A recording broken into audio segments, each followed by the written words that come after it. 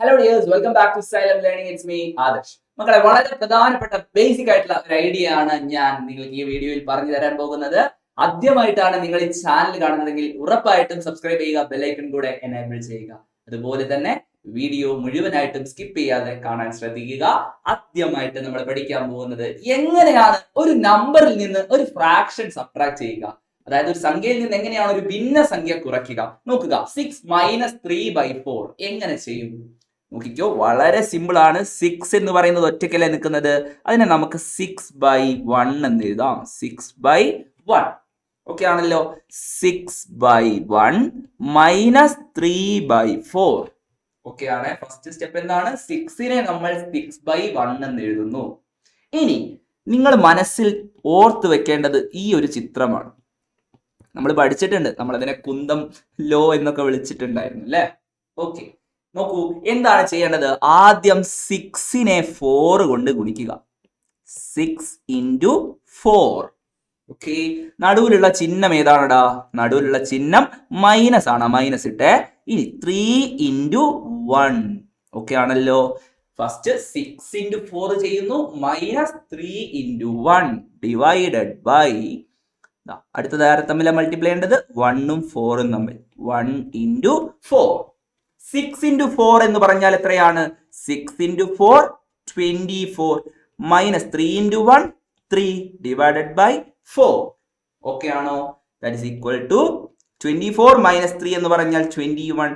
21/4 എന്നതാണ് answer. Okay ആണല്ലോ. 21/4 എന്നതാണ് നിങ്ങൾക്ക് കിട്ടുന്ന ആൻസർ. ഓക്കെ, അടുത്ത ക്വസ്റ്റ്യൻ. ഒരു നമ്പറിൽ നിന്ന് ഒരു നമ്പറിനോട് എങ്ങനെ നമുക്കൊരു ഫ്രാക്ഷൻ ആഡ് ചെയ്യാം? ഒരു നമ്പറിനോട് എങ്ങനെ ഫ്രാക്ഷൻ ആഡ് ചെയ്യാം?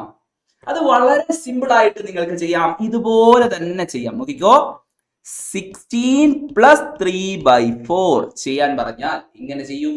നോക്കിക്കോ, 16 + 3/4 അതിനെയാണ് നമ്മൾ 16 3/4 എന്ന് എഴുതുക. 16 3/4.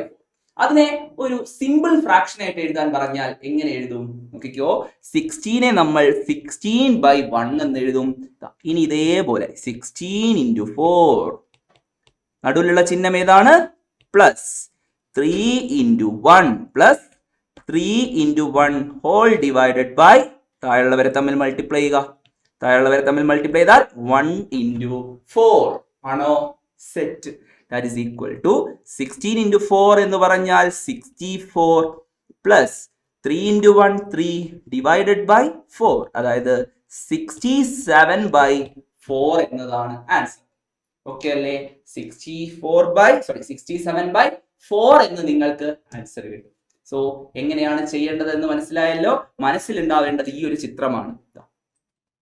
ഫ്രാക്ഷൻ ആഡ് ചെയ്യുന്ന സമയത്തും അതുപോലെ സബ്ട്രാക്ട് ചെയ്യുന്ന സമയത്തും നിങ്ങളുടെ മൈൻഡിലേക്ക് വരേണ്ടത് ഈ ഒരു ചിത്രമാണ്. സോ ഇതുപോലെയുള്ള ചെറിയ ചെറിയ വീഡിയോസിലൂടെ നമ്മൾ ബേസിക്സ് എല്ലാം സെറ്റ് ആക്കി തരും. അതിനുവേണ്ടി നിങ്ങൾ എന്ത് ചെയ്യണം? ഈ ചാനൽ സബ്സ്ക്രൈബ് ചെയ്യണം. വീഡിയോ ഇഷ്ടമായാൽ ലൈക്ക് ചെയ്യുക. അതുപോലെ തന്നെ നിങ്ങളുടെ അഭിപ്രായങ്ങൾ കമന്റ് ചെയ്യുക.